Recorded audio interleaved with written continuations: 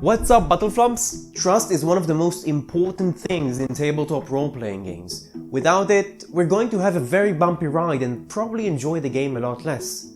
Trust is something that builds over time, but there are ways to build it sooner rather than later. I'm here with 5 tips to help you do that. Ready? Let's go.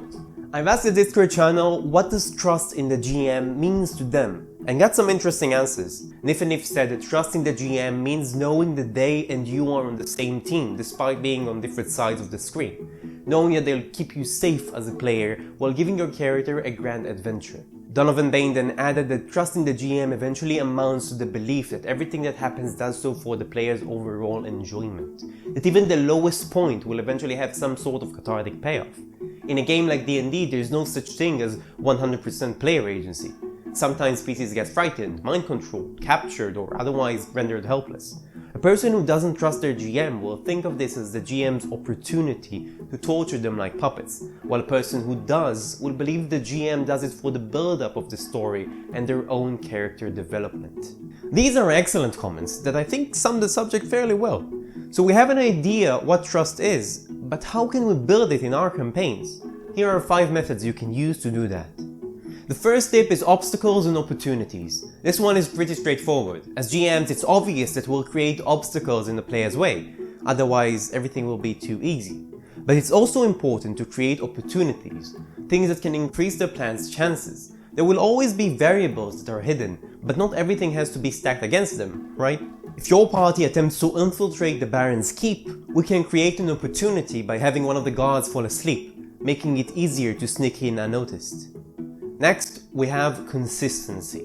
To keep the trust that the players already have, we need to be consistent. If we change the rules without proper explanation, the players will feel that we're using our infinite GM power against them, instead of building a story with them. The same is true for the world and setting. If the player constantly feels that things happen randomly out of nowhere, or that their actions don't actually matter, they'd lose trust in the GM. That's why it's important to create consequences for the player's action. Consequences give their choices meaning. Speaking of consequences, I think it's a good time to talk about player character death. Death is an important aspect of the game, especially in D&D where resurrection magic is fairly common. If you're an adventurer, that is. But that doesn't mean we need to kill characters like their red shirts in a Star Trek movie. Death should be something that happens rarely and for a good reason. If we put the PCs in fatal situations every session, it means we don't actually care about their characters, and they won't trust us. That's why I only create deadly encounters in climactic moments of the adventure, where death can be epic and make for an excellent story. On top of that, I always make sure to let them know that the gloves are off with my descriptions. You see the entrance to the dragon's cave before you, a wide tunnel that disappears into darkness. You can hear the sound of deep breathing from within, echoing throughout the cavernous interior. The sound suggests that the creature is asleep for now. But you can tell that this is no small dragon. This is an ancient entity that bested many heroes in the past. Last thing about character death, I would never kill a player character for a single mistake. If a player character tries to do something extremely stupid, like jumping into a sphere of annihilation, I will pace the scene in a way that gives them another chance. Instead of letting the player complete their jump and, well, be annihilated, I'll describe what happens as they approach the sphere, make it sound extra ominous and give them a chance to back down. If they insist on jumping in, there's not much else we can do. Some players just need to learn that their character is not immortal. The next tip is remembering that we have different perspectives. When something bad happens to the player characters, they don't know what you have planned for them. If a character loses an arm in combat, it could really change their experience for the worst, especially if the bard really needed that arm to play the lute. At that moment, they don't know that you've planned for them to find the Hand of Vecna in a few sessions, so they might feel frustrated. A player that trusts you will believe that you've placed this setback for a greater payoff later on, but we shouldn't take that for granted. So when we use something like that in our game, we should drop some hints that the payoff is coming, or at least find a way to mitigate some of the drawbacks before it does.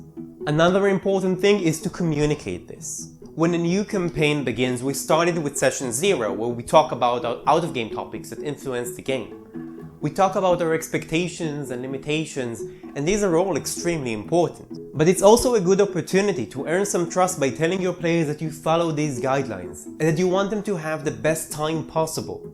Be honest with them and listen to what they have to say. Respect the trust that they put in you, and you'll have a much better game. We've reached 1,000 subscribers after the last video. I can't even, I'm speechless. We have the community tab now, apparently. I've already posted this poll that asks whether you want to see more world building or storytelling videos in the future, and most of you asked for world building videos, and I'm gonna do just that. The next one is going to be a world building video, so stay tuned. If you like this video, give it a thumbs up, subscribe if you aren't already, and that's it. You guys are awesome, keep being awesome, and I'll see you all beyond the screen.